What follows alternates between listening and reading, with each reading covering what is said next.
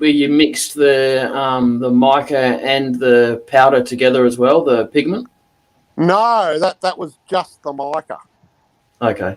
Yeah, I didn't bother. I didn't mind. That still came out as a nice red. Yeah, it still has a pink tinge to it, but it's called Marku Red or something like that. Okay. How much did that cost you? That one came from China.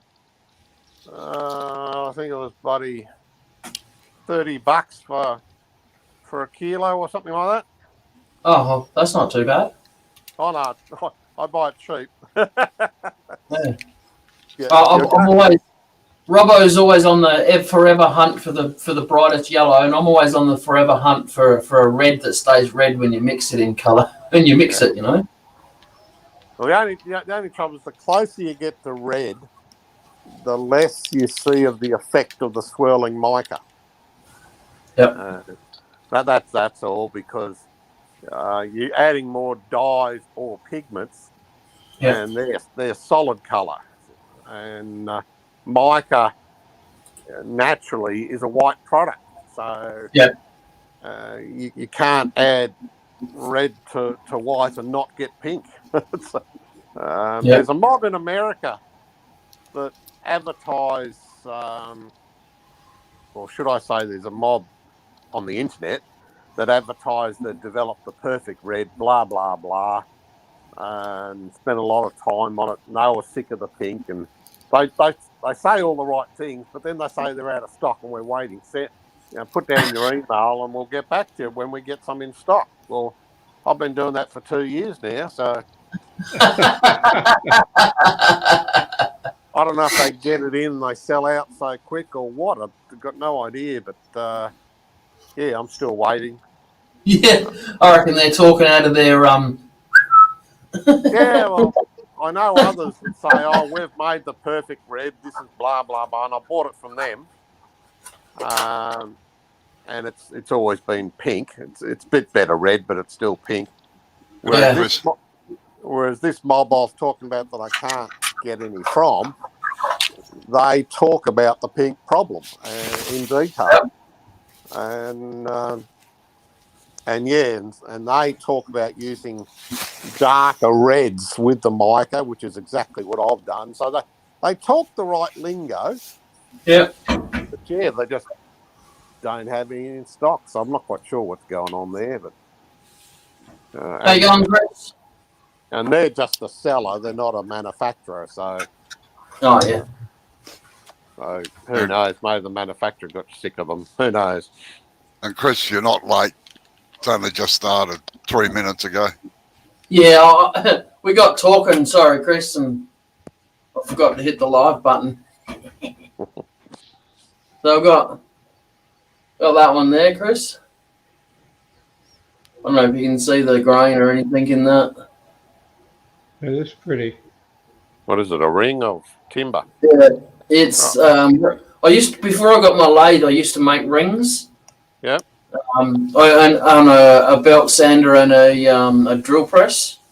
Oh, okay. So that's all I had. So I think I got them reasonably round for a hand. Yeah. By hand. This is a tiny bit of purple heart that I had lying around, and I made it into a weird shaped one, a bit higher at the top, you know. All right. Yeah. Nothing too flash. This one, these are all Australian woods. I think this one's brown mallee or something like that. Brown mallee. Brown mallee, that's the one. I had the word in my head, I just couldn't get it out. Yep. I think that's what that one is. Yep. I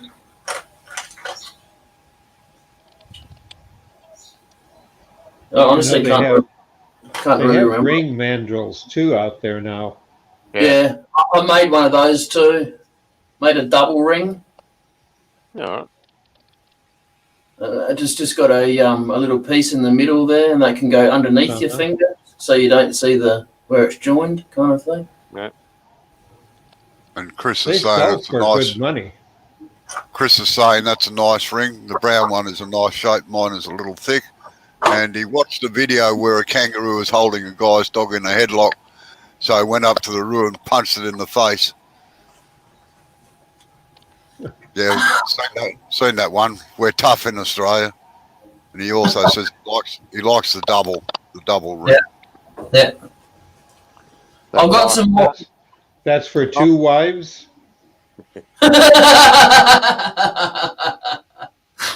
That guy who punched the kangaroo got fined. Did he? Yeah. Yep. Oh, that's bloody ridiculous. Cruelty to animals and yeah, all that rigmarole. Oh, yeah. The law's an ass sometimes. Yeah.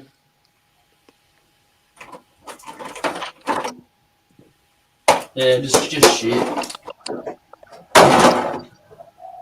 Yes, you're right. You're right, Chris. We are different. He said you Aussies are different. You got it, mate?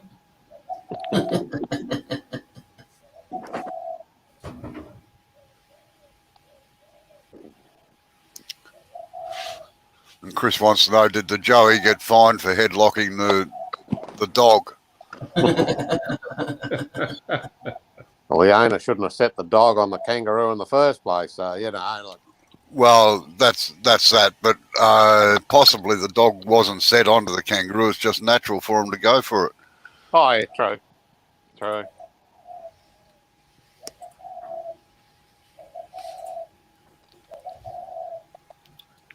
Oh, no, kangaroos can be vicious buggers when they want to be. Hell yeah. So can koalas. Yeah. Yeah, stay away from my claws. And Dan's in. Good day, Dan. My Vicarious Life. Hello. Aussies are different, as in they don't pull punches. Yeah. How you going, Dan? How's it hanging? So, Neil? Yep. See, that's the gables there, All right. Yeah. and it's 2.4 to here. Right.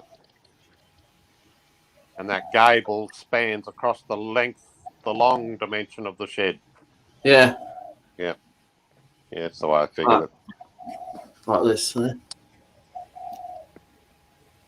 Yeah. So you got to work out whether you're going to do the sheet horizontally or vertically. Yeah, You have to do a mix.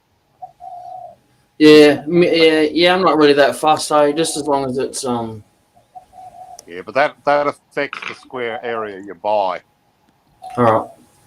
because you can't. I was kind of hoping that I could, like, all the cut off bits could be used to put together for the gable bits.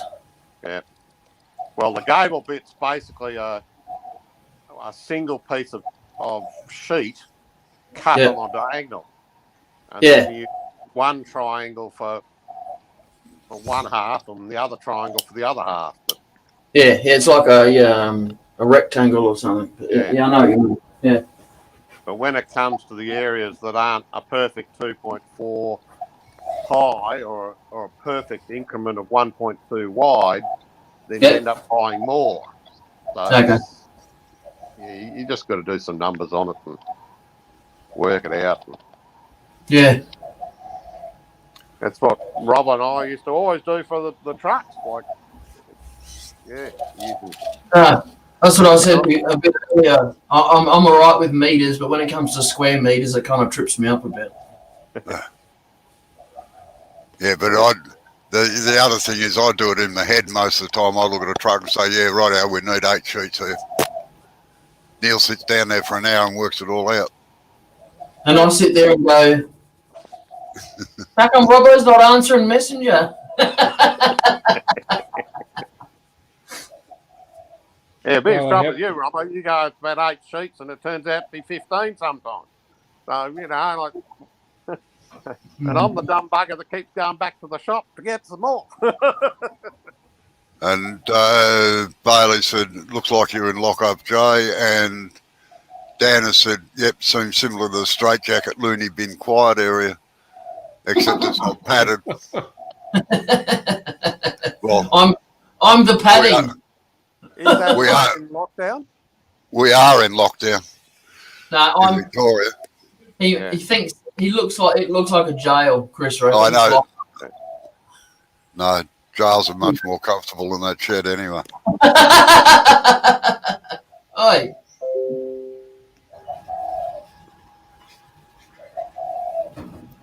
And believe it or not, I've been in a few. Not as an inmate, though. I haven't, so can't do it. No, I used to teach in 2 or 3 jails, actually. Yeah.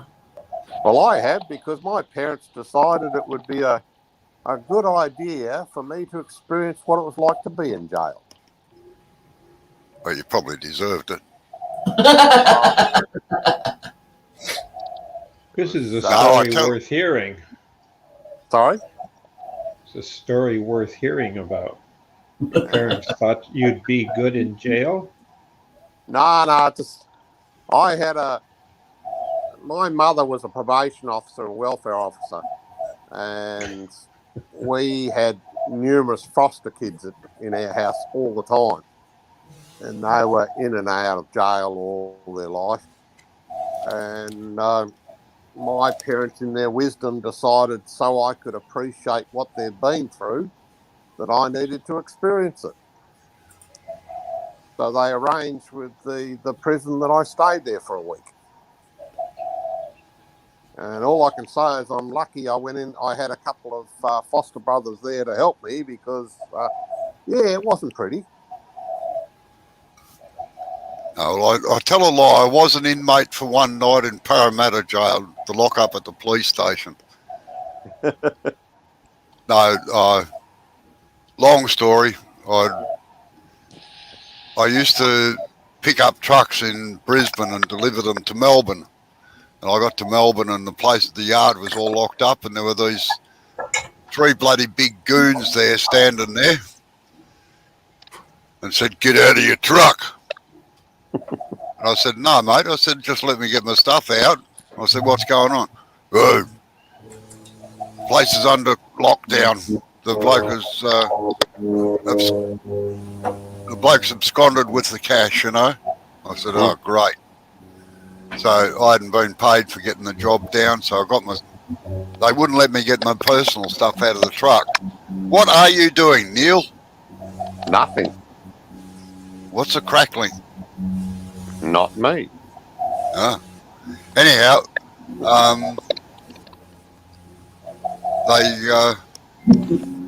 they wouldn't let me get it out. So I said, "Well, you got 10 seconds to move your car or I'm going to run over it," because they pulled the car in behind me. "Well, you'd like to see you try it." So I did. I shoved the car out of the way and the police station was round the corner. So I was racing the truck and a car to get to the police station. And I wheeled it into the police station. This is in Melbourne at Maribyrnong. Wheeled it into the police station. The coppers came out because I had my hand on the horns, of course. And these 3 blokes pull up, and anyway, there's about 5 coppers standing there. They heard the story and said, "Well, you got to let him get the personal stuff out of the truck, you know." So they let me get it out, but I had no money, nothing, so I had enough money to freight my stuff back to Brisbane where I lived at the time. And I hitchhiked and I got picked up by, surprisingly enough, a couple and 2 kids, by a family. But because of a little trip in Southeast Asia, I had a bad skin disease and my feet swelled up, something really chronic. I couldn't get my boots on or off. And they dropped me off in Parramatta and I had to go to the hospital there and they had to cut the boots off, which really grieved me. And I was sitting outside the hospital and across the road is the police station. The copper walked out and he said, "You look a bit lost, mate." And I said, "Yeah." I said, "I just explained what happened." He said, he said, "Listen," he said, "I can put you up for the night." He said, "And at least you'll get a feed and a breakfast." He said, "No charges or anything." So he did. He put me in Parramatta jail cell for the night. Hmm. Didn't lock the door, just left it open. I yacked to the coppers, and it was a pretty good night. Yeah, mine wasn't like that. No, well, They threw your key away, didn't they? Yes. There was trouble is, some bastard gave it back to him. there was one. They had all these pool tables, and they had their own system of how to play. And let's just say a mini riot broke out with pool cues, and yeah, that was a nasty night. But yeah, like I said, my foster brothers were in there at the time, so they protected me from the other bastards. But anyway, yeah. I must admit, when I was teaching in the jails, I only ever had one bloke that caused me trouble. He, when I got there, the governor said to me, he said, "Look," he said, "you got a new member of your class tonight. Now this bloke is a really, really bad mongrel. Yeah. He's in here on murder." He said he killed 3 people just cold-bloodedly. Yeah. And we debated whether to let him in your class. I said, he'll be right. So anyway, he kept wanting to touch things, you know. And I said, mate, I said, you keep your hands on that side of the lathe, all right? Don't touch any of my chisels unless I give them to you. So anyhow, his hand came round, so I just pushed it. I said, look, last warning.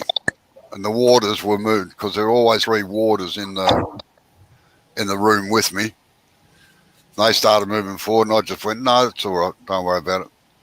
Anyway, his hand came across, I happened to have my skew chisel, and I whacked him right across the back of the hand with the edge of the skew chisel. And he went, oh, shit, that hurt. I said, yeah, I know. I said, I've broken about 4 bones in there. I said, now I told you not to touch anything. So they carted him off to hospital. I did. I broke all the bones across the back of his hand on his fingers. Yeah. 2 weeks later, when I went back, he came to the class, very subdued. He said, all right. He said, you made your point. I said, no, that's the next thing. I said, you'll get the point straight through you. Whoa, you're a heck of a teacher. You're Don't lucky touch that he teacher's wasn't completely tools. psychotic.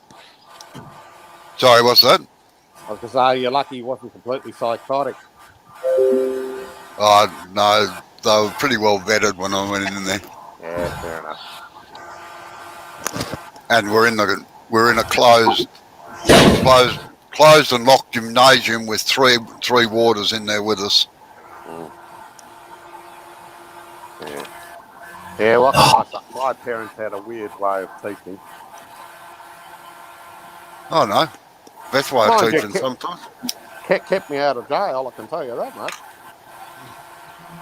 Well, you just haven't been caught yet, that's all. True. Mind you, all my foster brothers have been in and out of jails ever since. Didn't stop them. No. Well, we had a bloke in Sale that used to, Christmas Eve, he would go and smash the jeweller's window. So he'd been in the clink for Christmas. All right. Because he had nowhere else to go. No, fair enough. So anyway, Peter, one of the local coppers down there. What is that noise? Bob's eating a chocolate. No. Not me. No, it sounds like a compressor or something going. Yeah, machine. Oh, hang on. I'll fix it for you. Yep, that fixed it. Yeah. What was I saying? Oh, yeah. So anyway, I saw him one day down the street, and Peter, the local copper, said, can you have a word with him? Because I used to talk to him. I was one of the only few in the town that did. So we arranged that he didn't have to break windows or anything in the jeweller shop. The police would round him up on Christmas Eve, put him in the the police cell for Christmas Day. Let him out Christmas night.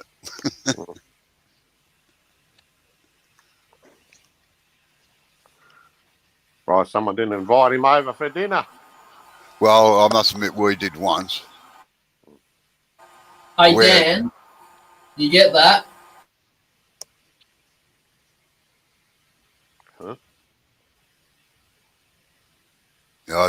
Dan said, "What, Joe? Are you doing? What are you doing in some sort of container that is not air conditioned?"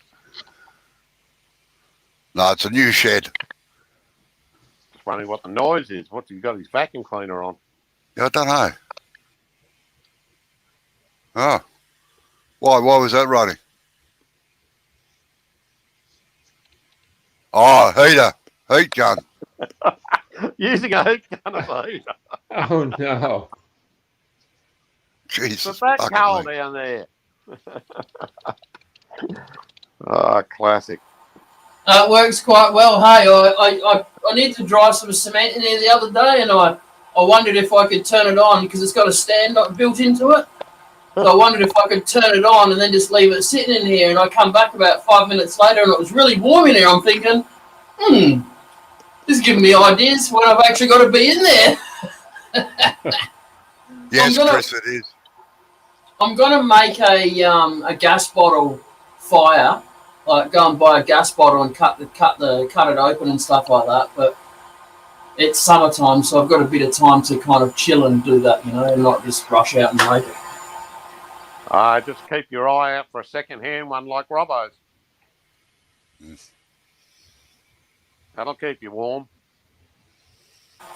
It'll blow my shed away. What are you talking about? Burn or melt?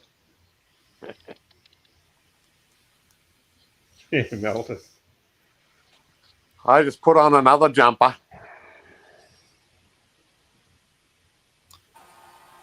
I've got 2 jumpers on, 3 t-shirts, and I'm still cold. How cold is it down your way at the moment, Joe? Bloody freezing. Below zero? No. It very, very rarely gets to that. But it's I think we're getting a bit of an Arctic breeze today. Yeah. So the wind chill factor's killing you.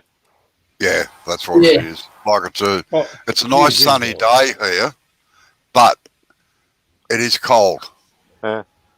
Yeah, if we don't have the clouds at night time to keep the heat in from the day before, then it makes for a very cold night and then a very even colder morning. Yeah.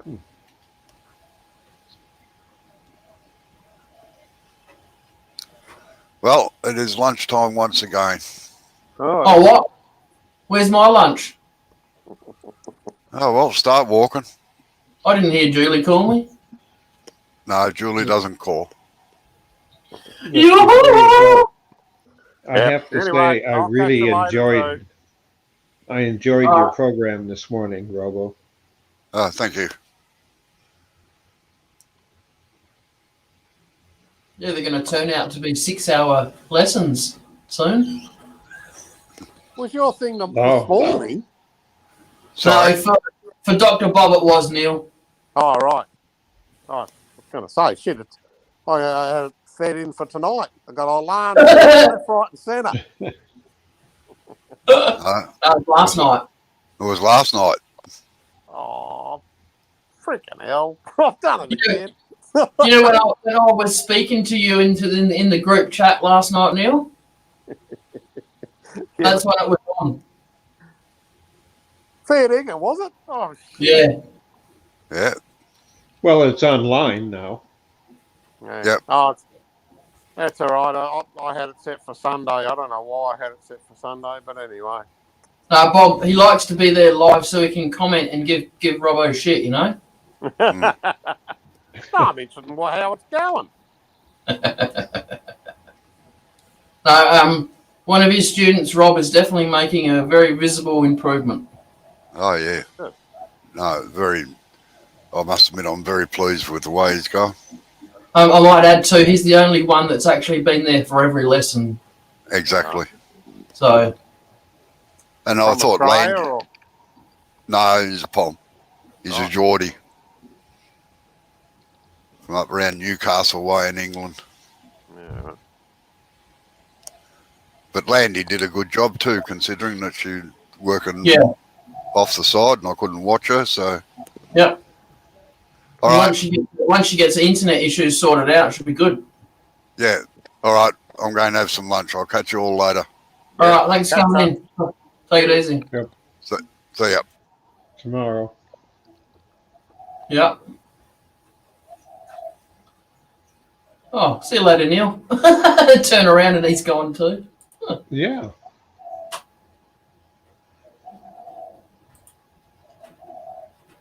So what have you been doing today? Anything in your shed or just trying to stay warm?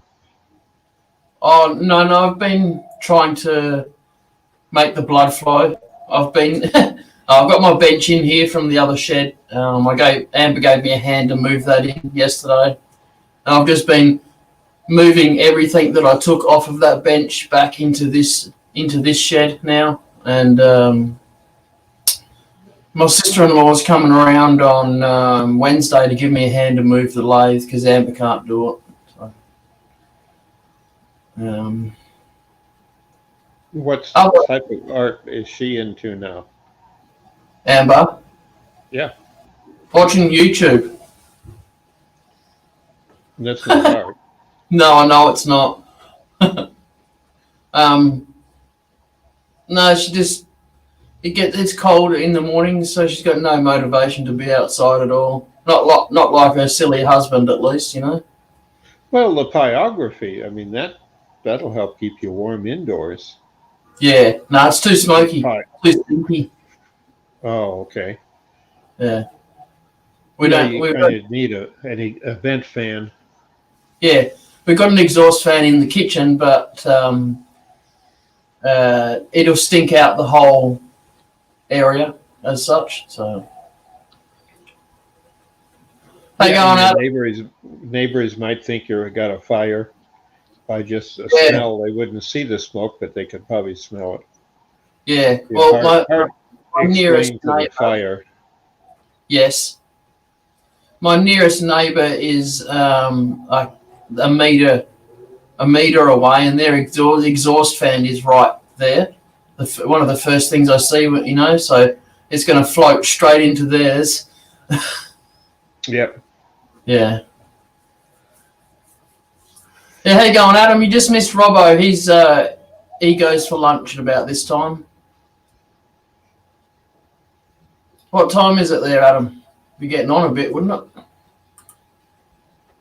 That's one of the students that Robbo has that's just come into the chat, Bob. Ah,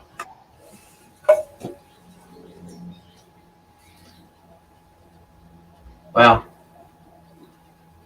I'll have to pull the chat up on my phone. It's just gone 3 a.m. there.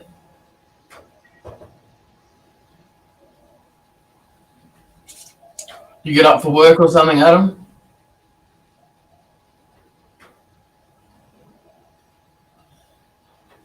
Oh, okay. Bugger. Lots of fresh turmeric, garlic, and ginger. It'll kick that cold in the butt.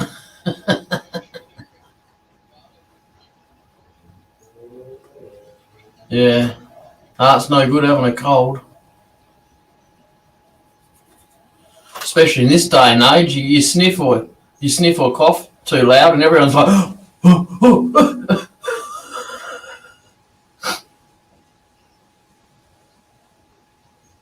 oh, sorry. Sorry if it woke you up. Or woke you up from what you were trying to sleep, at least.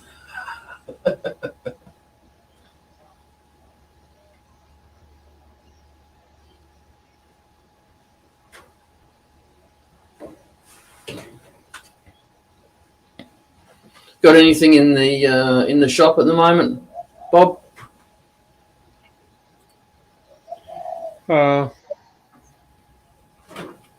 Right now, I'm busy rebuilding a fence around the yard, and the gate's the big thing I'm on now. It's a big swing gate that you can drive a car through, and it's all wood.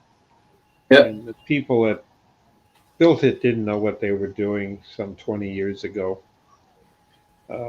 It came with the house, and we bought it. And they used regular door hinges like you'd use for a door, Oh, heavy duty ones, but yeah. just a knuckle hinge, just Yeah. small hinge.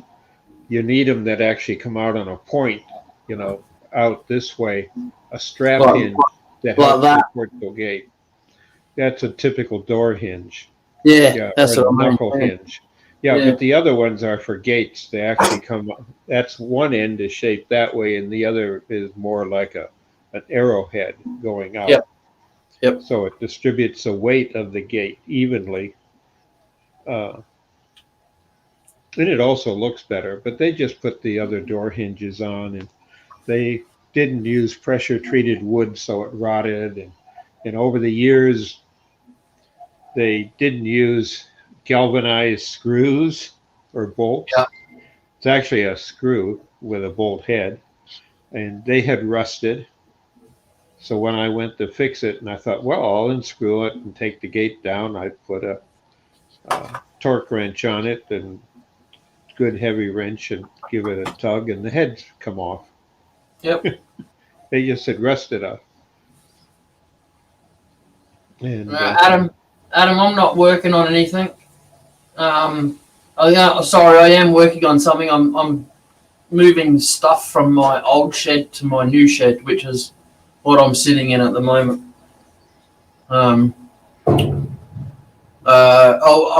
Well, really, Sid and I should be in Melbourne picking up my new lathe at Robbo's house right now this weekend, but because of lockdown, we can't. So I'll have to move my other lathe from my other shed into this one. So it is what it is, I guess. This shed's a little bit bigger, but not by much. But as Robbo would call it, it's a tissue paper shed. yeah. Well, at least their lathe will be easy to get in there and out and put back in the other shed. Yeah. No, Robbo's in lockdown. He's in Victoria, and I'm in South Australia. Their governing officials have basically said that they're not coming out of lockdown until at least 70% of the population in Victoria has the vaccination. So I'm hoping we won't get my lathe now until next year sometime, which I've already admitted defeat. But I've paid for everything that's getting trucked over here. I've paid for all of that already. So, yeah, we were just trying to work out that a bit earlier, Adam. It's about 27 square meters to cover it properly. So I will be doing that. And because it's Sunday here, so, and Father's Day as well, so some people are not answering their phones, you know that. Yeah.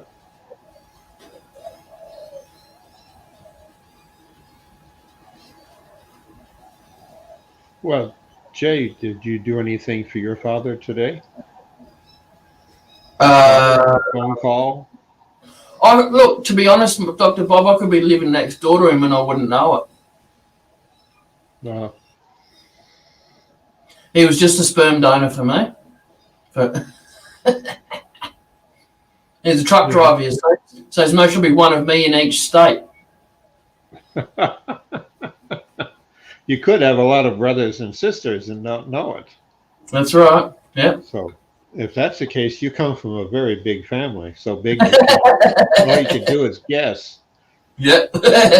You're a tribe in each state, mate. The only way you can tell is through DNA. Yep.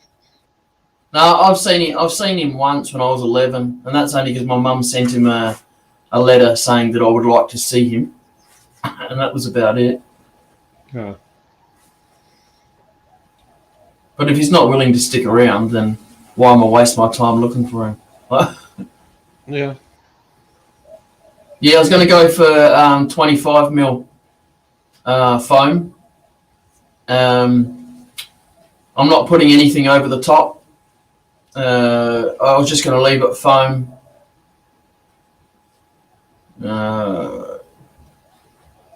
Yeah.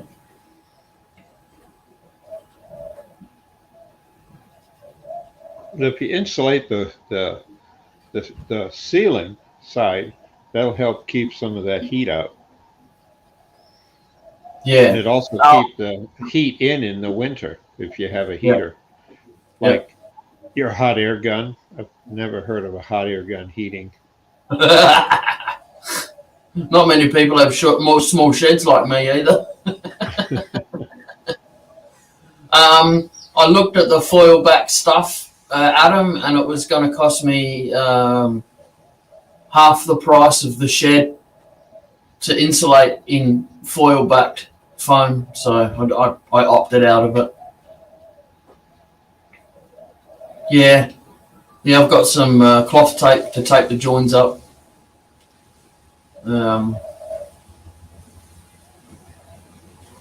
gonna buy that whatever adhesive they use, the company uses that I get the foam from. Because Neil was telling me a guy that comes in here was telling me yesterday that if you buy the cheap stuff, it won't be it'll melt off in our summers. So we've got to get stuff that's that can handle the heat. Because outside here in the summertime, we've reached up to like 52, 53 C. So I'm sure the shed would be a lot higher than that after it's baking in the sun for a while too. Well, hey, you can do grilled cheese sandwiches and eggs, fry eggs on it and do egg sandwiches on your shed. That's it. Because it's a gable roofing, you crack the egg at the top, and by the time it gets to the bottom, it's cooked. That's when you stand down there holding the plate. That's right.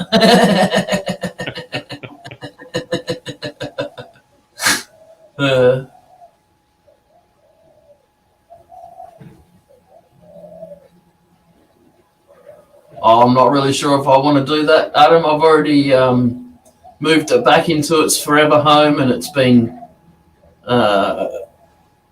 dyno-bolted down to the cement floor and stuff, and it is what it is, really. The heat's not too bad. I may get it. Wow.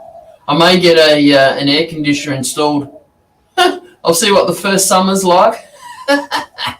And if it's too hot, then I'll get an air conditioner installed.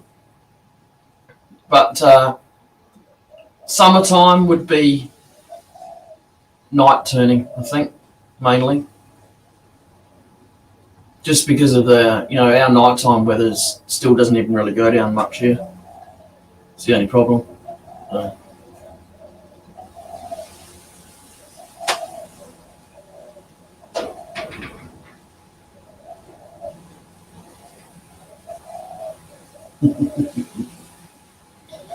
Oh, you'd melt here, Adam. Sorry.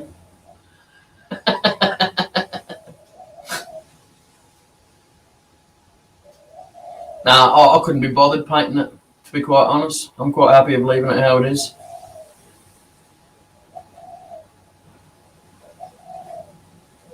Well, painting, I mean, Jay, come on. I mean, I got suckered into it as a kid. Like, Mark Twain taught everybody how to do it. Anyone that read his books, know how to talk a kid into painting fences. They can paint sheds too. Yeah. Now, look, honestly, the only panel that anyone can get to now is the front panel. Because the one side of the panel is right up against my other shed. The back wall is up against my back fence, and the other wall is up against my other fence. So, all right. Yeah. Not really that fussed. All right. Well, I better knock it on the head. I had the infamous knock on the window. I think she's just about got to break the window for me to hear it down here, though. Put an intercom in or a bell. Yeah. A bell. Yeah. No, we suggested an intercom. She wanted to put like a doorbell in here or something like that, and I was like, hell no, you'll scare the crap out of me. I'll jump through the roof. Yeah, and with a sharp tool in your hand. Yeah. All right. Thanks for coming in, Adam, Chris. Appreciate it. And Dan. Yep. Catch you all later. Thank you, Bob. Yep. Catch you tomorrow night. It's nice outside now. It's in the 60s for a change. Oh, yeah. Very nice. Yeah. Yeah. So catch you tomorrow night. See ya. Thank you for coming in. Yep.